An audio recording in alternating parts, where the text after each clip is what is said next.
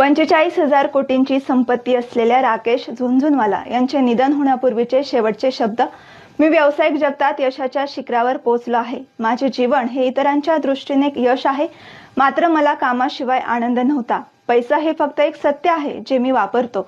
या क्षणी हॉस्पिटलच्या पलंगावर पडून आणि माझ्या संपूर्ण आयुष्याकडे वळून पाहताना मला जाणवते की ज्या ओळखीचा आणि पैशाचा मला अभिमान होता तो पूर्णतः क्षीण आणि निरुपयोगी आहे. तुम्ही कोणाला तरी कामावर घेऊ शकता, तुमची कार चालवण्यासाठी किंवा पैसे कमवण्यासाठी, परंतु तुम्ही दुःख सहन करून मरण्यासाठी कोणाला कामावर ठेवू शकत नाही. हरवलेल्या भौतिक वस्तू सापडू शकतात, पण एक गोष्ट अशी आहे जी हरवल्यावर कधीच सापडत नाही, आणि ती म्हणजे आयुष्य.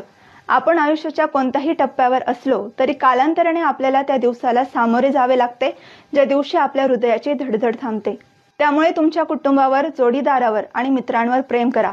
त्यांच्याशी चांगले वागा, त्यांची फसवणूक करू नका.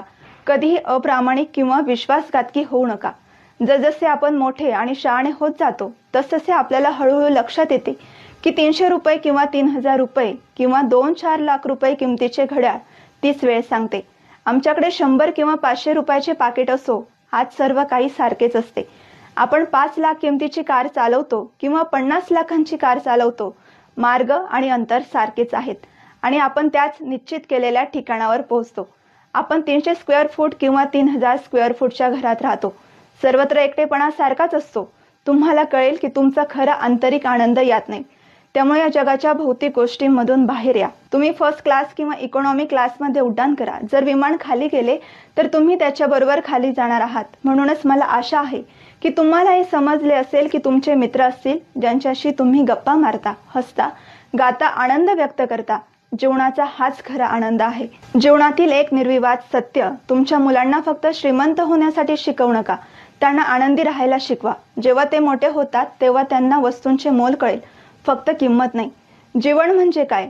जीवन अधिक चांगल्या प्रकारे समजून घेण्यासाठी 3 ठिकाणे आहेत: रुग्णालय, जेल आणि स्मशानभूमी. रुग्णालयात तुम्हाला समजेल की आरोग्यापेक्षा काहीही चांगले नाही.